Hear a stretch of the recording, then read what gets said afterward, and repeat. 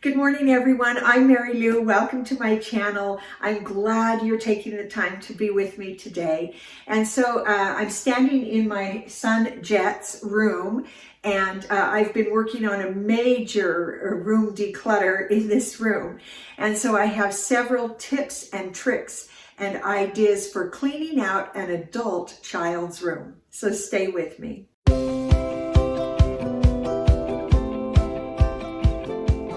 Okay, so the way I started with this room was I told Jet that in the coming year, I am cleaning out with a vengeance every space in our home.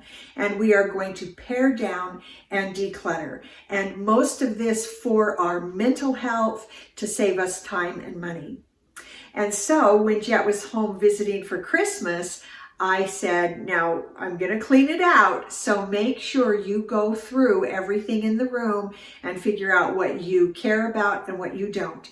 And so before he left, he actually had cleaned out quite a bit, and it was interesting to see what was important to him.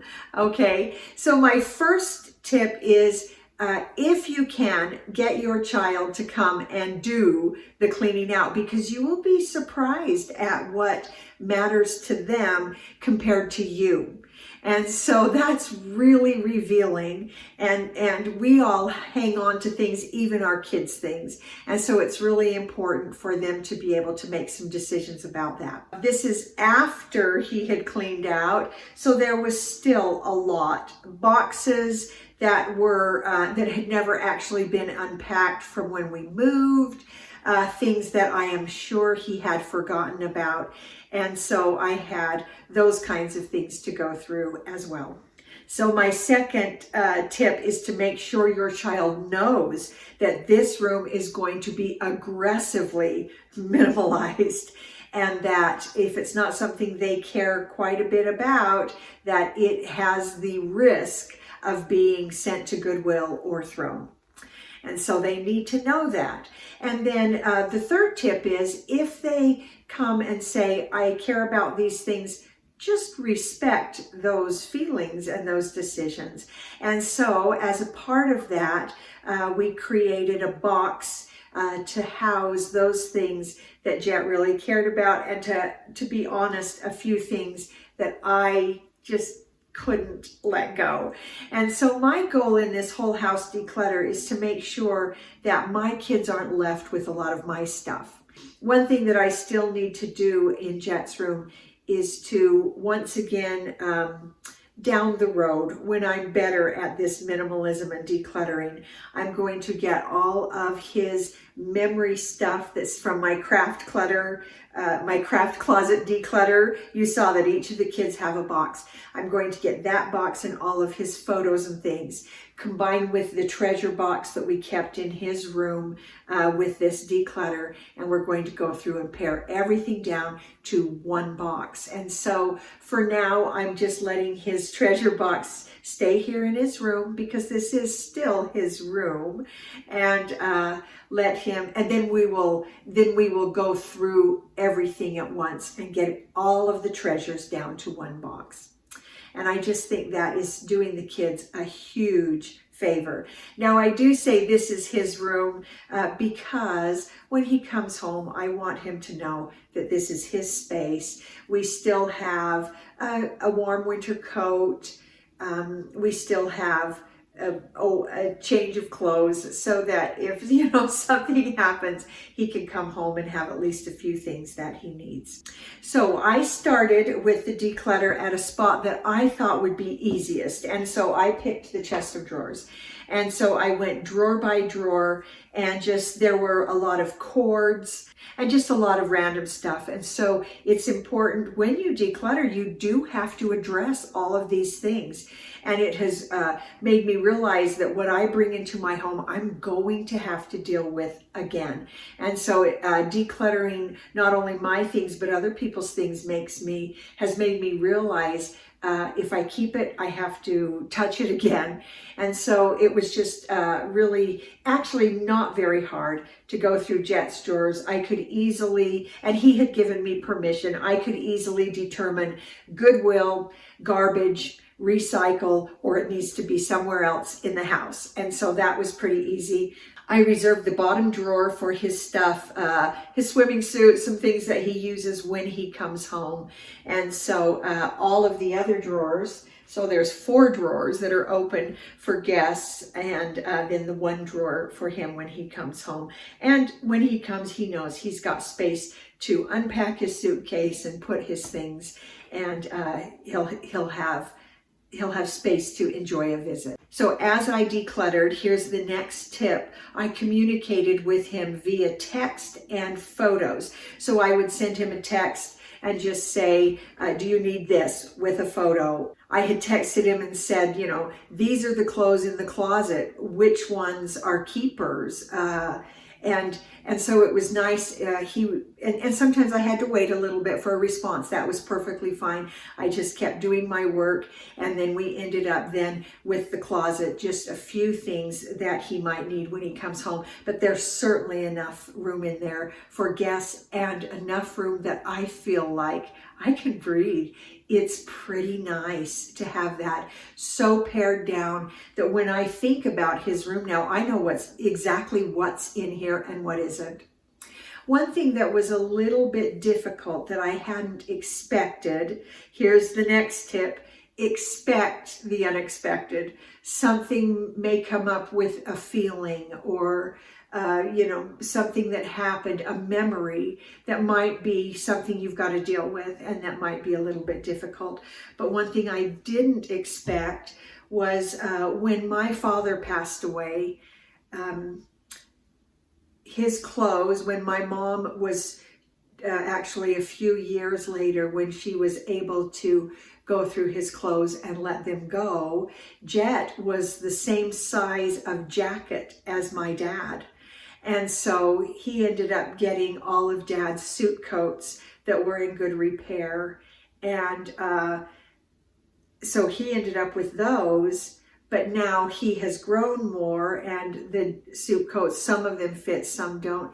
So I ended up, in cleaning out Jet's clothes, having to deal with my father's clothes. That was tricky, and actually took me some time to go ahead and take those off the hanger and put them in the Goodwill box. I know I kept one of the jackets that I know still fits Jet, but that was an unexpected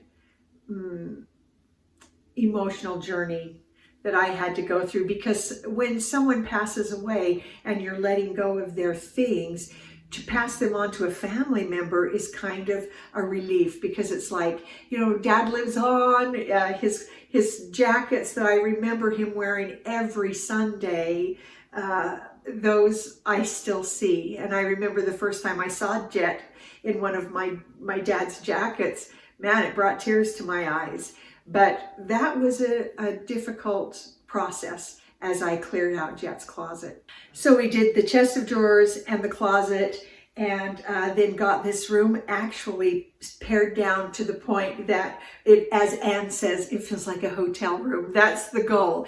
So let me just talk a little bit about that. Several years ago, when we lived in Washington, we lived in a town that was a tourist town. We actually cleaned a vacation home. And so it was great because, we were a struggling family, and this couple owned a really kind of fun A-frame ski chalet kind of vacation home, and they hired us to clean it every time someone came in. It was like an Airbnb before Airbnb was a thing. And so people would come in, and then when they left, we'd go back in and re-clean it and reset it so it was all nice and pretty and everything. I actually really enjoyed doing that. And so it was so great, and it taught me so much about having minimal stuff, because it was so easy to clean, because there weren't things in the drawers, there weren't things in the closet, there were a few things, limited decor, and I knew when we were done it had to look a certain way. It was so easy to clean, and the kids would come help, and we would make a kind of a fun adventure of it. And that's actually how we paid for Christmas for probably 3 years in a row, was just the money that we earned cleaning the vacation home. We actually went on a vacation with that money. It was pretty great. And so, but it was so wonderful to have just minimal things in that house. And it was cute, and it was decorated really nice and everything, but there was just minimal, and it was so easy to clean. And I think back on that and what a blessing that is. And so don't be afraid to go minimal, even in your child's room. So if you're going to use it for a guest room, get it so it's like a hotel and super easy to clean. Get it, if you're going to use it for some other purpose, then clean it out, deal with the stuff, and then reset it. So we're resetting this room as a guest room. We actually have quite a few guests pretty often.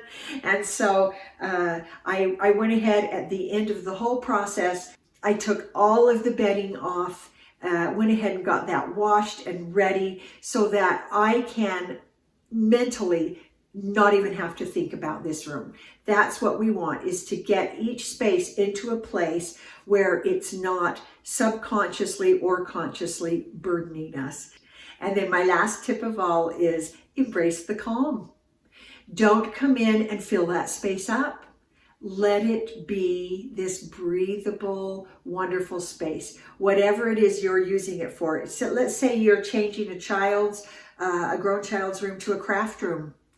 Then very carefully plan what you're going to bring into that space. Don't just start loading it up.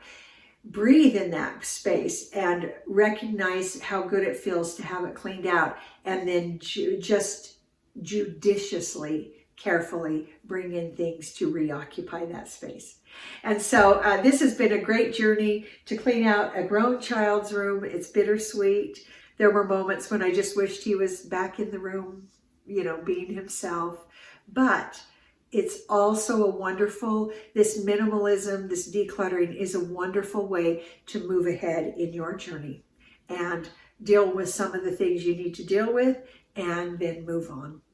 And so if you have a grown child's room, please comment below what your plans are or what you have done. And I challenge you and encourage you to embrace that space and turn it into what it needs to be: clean and decluttered. I hope that helps. Please subscribe if you haven't, and we'll talk to you next time.